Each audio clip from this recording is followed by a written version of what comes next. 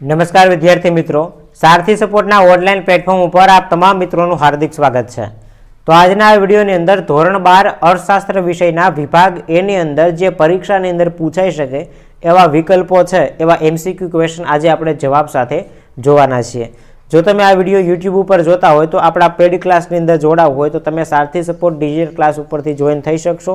અને જો એપ્લિકેશન ઉપર જ વિડીયો જોતા હો તો તમે અહીંયા જે વ્યૂનું ઓપ્શન છે, ટૂંકમાં ક્લાસ ચાલુ થાય ત્યાંથી પીડીએફ ડાઉનલોડનું ઓપ્શન પણ તમને ત્યાંથી મળી જશે। સૌથી પહેલાં અહીંયા આપણે જેટલા પણ એમસીક્યુના લીધા છે એ બધા એમસીક્યુ અગાઉની પરીક્ષામાં ઘણા બધા પૂછાઈ ગયા હોય અને અમુક પ્રશ્ન પૂછાવાની શક્યતા ધરાવતા હોય। આવા 110 જેટલા એમસીક્યુ છે એનો અહીંયા આપણે સમાવેશ કરેલો છે। જોઈએ આપણે જવાબ સાથે જોવાના છે। આકૃતિ છે એ કયા પ્રકારના વિતરણ માટે દોરવામાં આવે છે? આકૃતિ છે એ કયા પ્રકારના વિતરણ માટે દોરવામાં આવે છે? તો જવાબ આવશે અસતત, ઓપ્શન નંબર બી। અસતત પ્રકારની જે વિતરણ માટે છે એ આકૃતિ દોરાય છે। ત્યાર પછીનો બીજો પ્રશ્ન છે, આલેખ કયા પ્રકારના વિતરણ માટે દોરવામાં આવે છે? તો આલેખ છે એ સતત પ્રકારના વિતરણ માટે દોરવામાં આવે। આકૃતિ હોય તો અસતત માટે અને આલેખ હોય તો સતત માટે। ત્યાર પછી ત્રીજો ક્વેશ્ચન છે, આર્થિક માહિતી અંગેની ડેટા સીડી કોણ તૈયાર કરે છે? આર્થિક માહિતી અંગેની ડેટા સીડી કોણ તૈયાર કરે છે? જવાબ આવશે ઓપ્શન નંબર સી, પ્રયોગશાળાઓ, સંશોધન કેન્દ્રો, સરકાર વગેરે।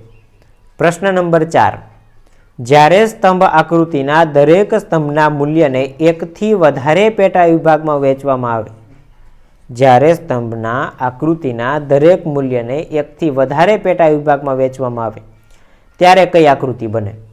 તો જવાબ આવશે ઓપ્શન નંબર સી, વિભાજિત સ્તંભ આકૃતિ। ત્યાર પછીનો પ્રશ્ન નંબર 5, નીચેનામાંથી કોનો સમાવેશ આલેખના પ્રકારમાં થતો નથી? તો ચિત્રાકૃતિ છે એ જવાબ આવશે। જવાબ આવશે ઓપ્શન નંબર ડી, ચિત્રાકૃતિ છે એનો સમાવેશ આલેખના પ્રકારમાં ના થાય। ત્યાર પછી આગળ વધીએ, પ્રશ્ન ક્રમાંક 6, 2011ની વસ્તી ગણતરી મુજબ કેટલા ટકા વસ્તી ગ્રામ્ય વિસ્તારમાં વસે છે? તો 2011ની ડેટાની અનુસાર આપણે વાત કરીએ તો 68.8 મતલબ કે 68.8% જેટલા લોકો છે એ ગામડામાં વસવાટ કરે છે।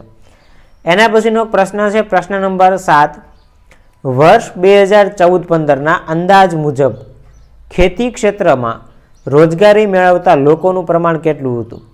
તો 2014-15નો ડેટા એવું કહે છે કે ભાઈ સાહેબ 49% જેટલા ટકા લોકો છે એ હજી ખેતી ઉપર આધારિત છે, ખેતીમાંથી પોતાની રોજગારી પ્રાપ્ત કરે છે 2014-15ના ડેટા પ્રમાણે। ત્યાર પછી પ્રશ્ન ક્રમાંક 8 જોઈએ, ભારતમાં કૃષિ સંશોધન કરતી સંસ્થા કઈ છે? ભારતમાં કૃષિ સંશોધન કરતી સંસ્થા કઈ છે? જવાબ આવશે ઓપ્શન નંબર એ, ICAR। ત્યાર પછીનો પ્રશ્ન ક્રમાંક 9, ભારતમાં આધુનિક ખેતીની શરૂઆત કયા વર્ષથી થઈ? તો ભારતમાં 1966થી આધુનિક પ્રકારની ખેતીની શરૂઆત થઈ, એટલે જવાબ આવશે બી। ત્યાર પછીનો પ્રશ્ન, નીચેનામાંથી કોનો સમાવેશ કૃષિ ક્ષેત્રના સંસ્થાકીય પરિબળોમાં થાય છે? નીચેનામાંથી કોનો સમાવેશ કૃષિ ક્ષેત્રના સંસ્થાકીય પરિબળોમાં થાય છે? જવાબ આવશે સી, ગ્રામીણ સમાજ વ્યવસ્થા। એના પછી 11 નંબરનો ક્વેશ્ચન છે, વર્ષ 2011-12માં ઔદ્યોગિક ક્ષેત્રે રોજગારીનું પ્રમાણ કેટલું હતું? તો 2011-12ની અંદર 24.3% જેટલા લોકો છે એ પોતાની રોજગારી ઔદ્યોગિક ક્ષેત્રમાંથી પ્રાપ્ત કરતા, એટલે જવાબ આવશે સી, 24.3%। પ્રશ્ન નંબર 12, ભારતમાં વિશિષ્ટ આર્થિક વિસ્તારનો અમલ કયા વર્ષથી થયો? તો જવાબ આવશે ઓપ્શન નંબર સી, 2000ના વર્ષથી। ત્યાર પછીનો પ્રશ્ન ક્રમાંક 13, મૂડીરોકાણના કદના આધારે ઉદ્યોગના કેટલા પ્રકાર પડે? તો કે સાહેબ મૂડીરોકાણના કદના આધારે ઉદ્યોગો છે ને 5 પ્રકારમાં વહેંચી શકાય। જવાબ આવશે બી, 5 પ્રકાર। ત્યાર પછીનો ક્વેશ્ચન છે ક્વેશ્ચન નંબર 14, ટચુકડા ઉદ્યોગમાં મૂડીરોકાણની મર્યાદા કેટલી હોય? તો જવાબ આવશે 25 લાખ. શું જવાબ આવશે? 25 લાખ. ત્યાર પછીનો ક્વેશ્ચન છે ક્વેશ્ચન નંબર 15. રેલવે કયા પ્રકારના ઉદ્યોગનું ઉદાહરણ છે? રેલવે કયા પ્રકારના ઉદ્યોગનું ઉદાહરણ છે? તો આની અંદર જે જવાબ છે એ જવાબ આવશે ખાતાકીય ઉદ્યોગ. જવાબ શું આવશે? ખાતાકીય ઉદ્યોગ. ત્યાર પછીનો ક્વેશ્ચન છે ક્વેશ્ચન નંબર 16. કયા ઉદ્યોગમાં મૂડીરોકાણની મર્યાદા 25 લાખ સુધીની હોય? હજી આની પહેલા જ આ પ્રશ્ન રિપીટ થયો હતો. તો જવાબ આવશે ટચુકડા ઉદ્યોગ. શું જવાબ આવશે? ટચુકડા ઉદ્યોગની અંદર મૂડીરોકાણની મર્યાદા છે ને 25 લાખ સુધીની હોય. એના પછી પ્રશ્ન નંબર 17. અગરબત્તી ઉદ્યોગ એ કયા પ્રકારના ઉદ્યોગનું ઉદાહરણ છે? તો અગરબત્તી બનાવવી હોય તો એના માટેનું શ્રેષ્ઠ એક્ઝામ્પલ છે ગૃહ ઉદ્યોગ. એટલે જવાબ આવશે એ ગૃહ ઉદ્યોગ. ત્યાર પછી આગળનો ક્વેશ્ચન છે ક્વેશ્ચન નંબર 18. 2014માં વિશ્વમાં માનવ વિકાસ આંકની દ્રષ્ટિએ ભારતનો ક્રમ કેટલામો હતો? તો ભારત છે ને 130માં ક્રમાંકે હતું. એટલે જવાબ આવશે ડી. 2014માં માનવ વિકાસ આંકની દ્રષ્ટિએ ભારત 130માં નંબરે. ત્યાર પછીનો ક્વેશ્ચન છે 2014માં માનવ વિકાસ અહેવાલ મુજબ ભારતની માથાદીઠ આવક કેટલી હતી? ડોલરમાં આપેલી છે. તો $5,497 છે એ 2014ની અંદર માનવ વિકાસ અહેવાલની અંદર ભારતની માથાદીઠ આવક ડોલરની અંદર દર્શાવેલી છે. ત્યાર પછી 20 નંબરનો ક્વેશ્ચન છે દેશના આર્થિક વિકાસમાં વધારો થવાથી રાષ્ટ્રીય આવકમાં કયા ક્ષેત્રનો ફાળો ઘટે? તો ખેતી ક્ષેત્રનો ફાળો છે એ વધે. જો દેશનો આર્થિક વિકાસ થાય અને રાષ્ટ્રીય આવક વધે તો એમાંથી ખેતીનું ઉત્પાદન ઘટતું જાય. ખેતી ક્ષેત્રે જે આવક પ્રાપ્ત થતી હોય એ ઓછી થાય. ત્યારબાદ પ્રશ્ન ક્રમાંક 21. માનવ વિકાસ આંકનું મહત્તમ મૂલ્ય કેટલું હોય? તો જવાબ આવશે 1. 0 થી 1ની વચ્ચે હોય. એટલે મહત્તમ એટલે વધારેમાં વધારે 1 હોય.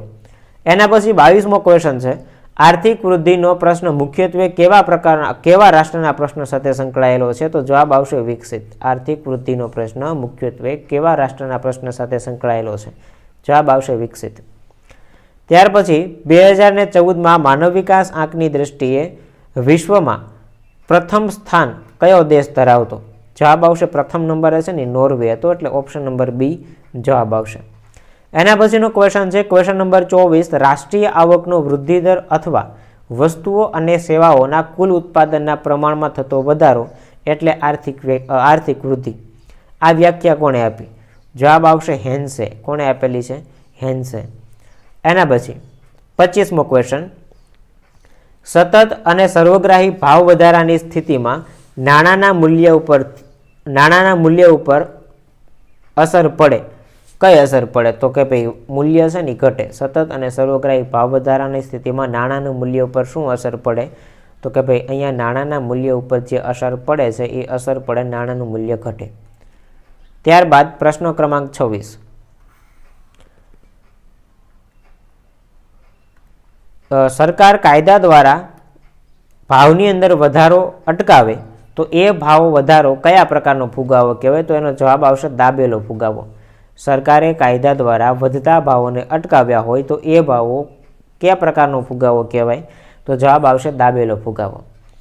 એના પછી ચોખા આપીને કાપડ મેળવવાની આર્થિક વ્યવસ્થા કયા નામે ઓળખાતી હતી? તો જવાબ આવશે ઓપ્શન નંબર સી સાટા પ્રથા. ત્યારબાદ 28મો ક્વેશ્ચન છે ફુગાવાના મુખ્ય કારણો કેટલા છે? તો ફુગાવાના મુખ્ય 2 કારણો છે. કેટલા કારણો છે? તો કે સાહેબ ફુગાવાના મુખ્ય 2 કારણો. એના પછી 29મો ક્વેશ્ચન છે ખાલી જગ્યા ફુગાવાને સંપૂર્ણપણે નાણાકીય ઘટના માને છે. ખાલી જગ્યા ફુગાવાને સંપૂર્ણપણે નાણાકીય ઘટના માને છે. તો જવાબ આવશે નાણાવાદીઓ છે એ ફુગાવાને સંપૂર્ણપણે નાણાવાદી ઘટના માને છે. એના પછીનો ક્વેશ્ચન ફુગાવો એ કેવી ઘટના છે? તો ફુગાવો છે ને એ નાણાકીય ઘટના છે. કેવી ઘટના છે? નાણાકીય ઘટના. મતલબ કે 30 નંબરના પ્રશ્નમાં જવાબ આવશે એ નાણાકીય. પ્રશ્ન ક્રમાંક 31. ભારતમાં વેપારી બેંકોમાં મોટા ભાગે કેટલા પ્રકારની થાપણો હોય? તો જવાબ આવશે ઓપ્શન નંબર ડી 3 પ્રકારની થાપણો વેપારી બેંકોમાં જોવા મળે છે.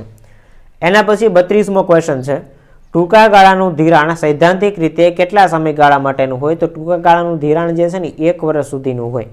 તો 1 વર્ષ સુધીનું ધિરાણ હોય તો એ ટૂંકા ગાળાનું ધિરાણ કહેવાય. એના પછી આરબીઆઈ અન્ય બેંકો પાસેથી અત્યંત ટૂંકા સમયનું ધિરાણ લે તેના દરને શું કહેવાય? તો એને કહેવાય રિવર્સ રેપો રેટ. જેની અંદર આરબીઆઈ છે ને બેંકો પાસેથી પૈસા લે, ટૂંકમાં બેંકોવાળા જે પૈસા છે આરબીઆઈને આપે લોન તરીકે, તો આને રિવર્સ રેપો રેટ કહેવાય. અને બેંકો આરબીઆઈ પાસેથી પૈસા લે તો આને રેપો રેટ કહેવાય. ત્યાર પછીનો ક્વેશ્ચન છે, વિશ્વમાં સૌપ્રથમ કયા દેશમાં બેંકોની સ્થાપના થઈ હતી? તો સ્પેન નામનો દેશ છે. સ્પેન નામના દેશની અંદર વિશ્વની સૌપ્રથમ બેંક છે એની સ્થાપના થઈ હતી. આરબીઆઈની સ્થાપના ખાલી જગ્યા વર્ષમાં થઈ હતી. જવાબ આવશે ઈસવીસન 1935. એની અંદર આરબીઆઈની સ્થાપના થયેલી. એના પછી 37મો ક્વેશ્ચન છે, ઇન્ડિયન કાઉન્સિલ ઓફ મેડિકલ રિસર્ચે ગ્રામ્ય ક્ષેત્રે વ્યક્તિની ખોરાકની અંદર ન્યૂનતમ ઓછામાં ઓછી દૈનિક કેટલી કેલરી નક્કી કરેલી છે? તો જવાબ આવશે ઓપ્શન નંબર એ 2400 કેલરી. ત્યાર પછીનો ક્વેશ્ચન છે ક્વેશ્ચન નંબર 38. વર્ષ 2013માં ભારતમાં સૌથી ઓછી ગરીબી કયા રાજ્યમાં જોવા મળી હતી? તો સૌથી ઓછી ગરીબી છે એ ગોવામાં જોવા મળી હતી. એટલે જવાબ આવશે ઓપ્શન નંબર ડી, ગોવાની અંદર સૌથી ઓછી ગરીબી જોવા મળી હતી. એના પછીનો ક્વેશ્ચન છે, વર્ષ 2011-12ના અંદાજ મુજબ 30થી 40% નિરપેક્ષ ગરીબી છે એ શ્રેણીના નીચેનામાંથી કયા રાજ્યનો સમાવેશ થાય? તો જવાબ આવશે ઓપ્શન નંબર ડી, ઓડિશા. એના પછી ક્વેશ્ચન નંબર 40, ભારતમાં વર્ષ 2014થી 16ના સમયગાળામાં કુપોષિત વ્યક્તિઓનું ટકાવારીમાં પ્રમાણ કેટલું હતું? તો ઓપ્શન નંબર બી, 15.2% વ્યક્તિઓ છે એ કુપોષણનો ભોગ બનેલા હતા. ત્યાર પછીનો ક્વેશ્ચન છે, Indian council of medical research દ્વારા શહેરી ક્ષેત્રમાં ગરીબી રેખા નક્કી કરવા માટે કેટલી કેલરી નક્કી કરેલી છે? તો જવાબ આવશે ઓપ્શન નંબર ડી, 2100 કેલરી શહેર માટે અને ગામડા માટે 2400. કેટલી? તો કે સાહેબ ગામડા માટે 2400. એના પછીનો ક્વેશ્ચન છે, આંતરરાષ્ટ્રીય ક્ષેત્રે નિરપેક્ષ ગરીબી નક્કી કરવાનું 2015ના વર્ષનું દૈનિક આવકનું ધોરણ કેટલું હતું? તો જવાબ આવશે $1.90. ભારતમાં કઈ પંચવર્ષીય યોજનાથી ગરીબી નાબૂદી માટેની વ્યવસ્થા હેઠળ ખાસ કાર્યક્રમ અને યોજનાઓ શરૂ કરવામાં આવી હતી? જવાબ આવશે 5મી જે પંચવર્ષીય યોજના છે એ જવાબમાં આવશે. પ્રશ્ન નંબર 44, ખાલી જગ્યા વર્ષમાં રાષ્ટ્રીય ગ્રામીણ રોજગાર ગેરંટી કાનૂન મતલબ કે નરેગા નામના યોજના છે એમની મંજૂર કરવામાં આવી હતી. જવાબ આવશે ઓપ્શન નંબર બી, 2005ની અંદર રાષ્ટ્રીય ગ્રામીણ રોજગાર ગેરંટી કાનૂન છે એ મંજૂર થયો હતો. એના પછી અસરકારક માંગના અભાવના કારણે કયા પ્રકારની બેરોજગારી સર્જાય? જવાબ આવશે ઓપ્શન નંબર બી, ચક્રીય પ્રકારની બેરોજગારી છે એ અસરકારક માંગના અભાવના કારણે જોવા મળે છે. એના પછી ક્વેશ્ચન નંબર 46, પ્રચ્છન્ન બેરોજગારી એની સીમાંત ઉત્પાદકતા ખાલી જગ્યા પ્રકારની હોય? તો કે ભાઈ પ્રચ્છન્ન બેરોજગારીમાં કોઈ પણ પ્રકારની ઉત્પાદકતા ન થાય એટલે જવાબ આવશે ઓપ્શન નંબર સી, 0. બેરોજગારીની સમસ્યાના અભ્યાસ અર્થે રચાયેલી સમિતિનું નામ શું હતું? જવાબ આવશે ભગવતી સમિતિ, ઓપ્શન નંબર ડી. ત્યાર પછી ક્વેશ્ચન નંબર 48 જોઈએ,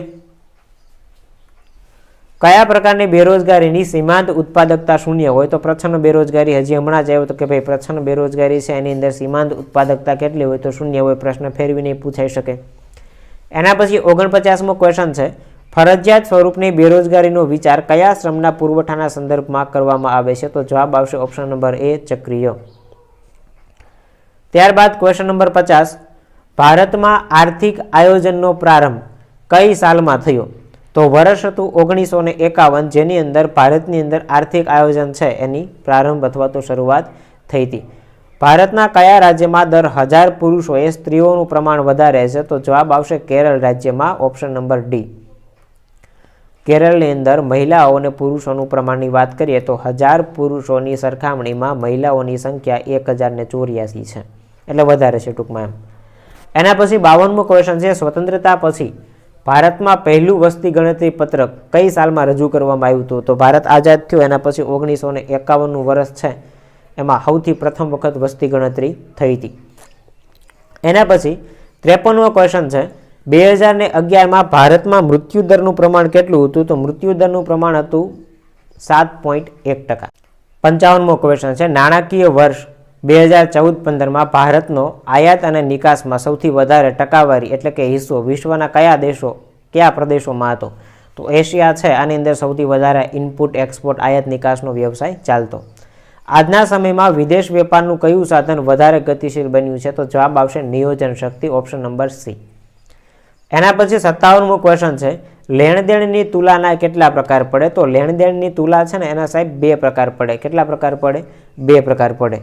એના પછી 58 નંબરનો ક્વેશ્ચન છે, વર્ષ 2011માં આશરે કેટલા ટકા વસ્તી શહેરોની અંદર વસવાટ કરતી? જવાબ આવશે 32%.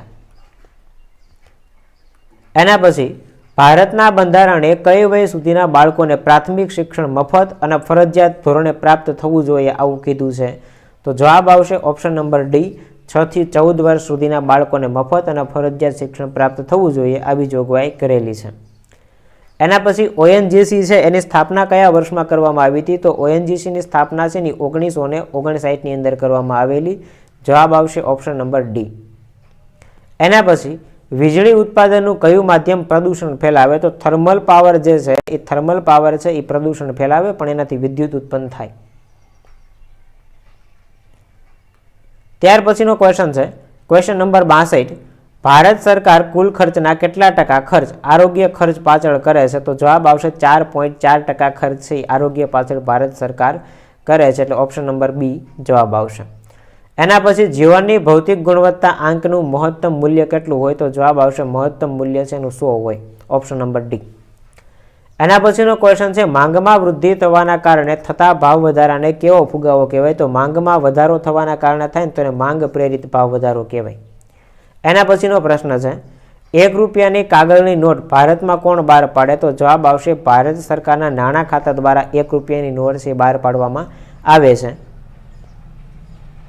ત્યાર પછીનો ક્વેશ્ચન છે, વર્ષ 2014માં ભારતના અપેક્ષિત આયુષ્ય કેટલા વર્ષનું હતું? તો જવાબ આવશે 68 વર્ષ. એના પછી નવી ટેકનોલોજીને કારણે ઉદ્ભવતી બેકારીને કયા નામથી ઓળખવામાં આવે છે?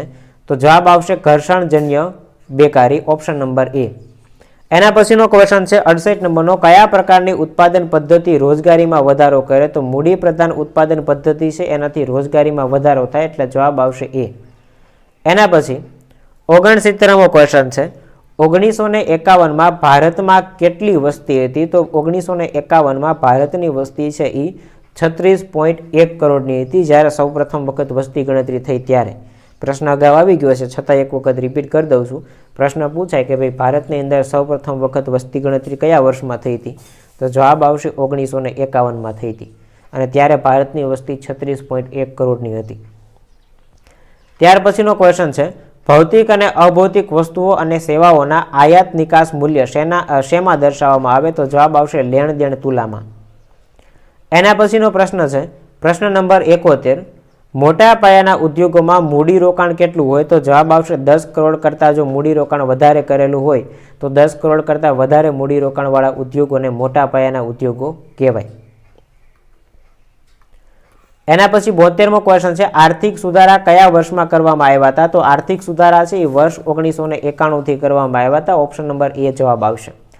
એના પછીનો ક્વેશ્ચન છે ક્વેશ્ચન નંબર 73, 2014માં વિશ્વમાં માનવ વિકાસ આંકની દ્રષ્ટિએ ભારતનો ક્રમ કેટલામો હતો? તો ભારત છે ને 130મા ક્રમે હતું, એટલે જવાબ આવશે ઓપ્શન નંબર એ. એના પછી વસ્તુઓ અને સેવાઓના બદલામાં જે સર્વસ્વીકૃત છે આને નાણું કહેવાય, આ વ્યાખ્યા કોણે આપેલી? જવાબ આવશે રોબર્ટસન, ઓપ્શન નંબર સી. એના પછીનો ક્વેશ્ચન, કયો ખ્યાલ ગુણાત્મક છે? તો આર્થિક વિકાસનો જે ખ્યાલ છે એ આર્થિક વિકાસનો ખ્યાલ ગુણાત્મક છે, એટલે જવાબ આવશે ઓપ્શન નંબર એ. એના પછી શાખ સર્જનનું મુખ્ય કાર્ય કોણ કરે છે? તો શાખ સર્જનનું મુખ્ય કાર્ય છે ને એ વ્યાપારિક બેંક કરે, એટલે ઓપ્શન નંબર બી છે એની જવાબ આવશે.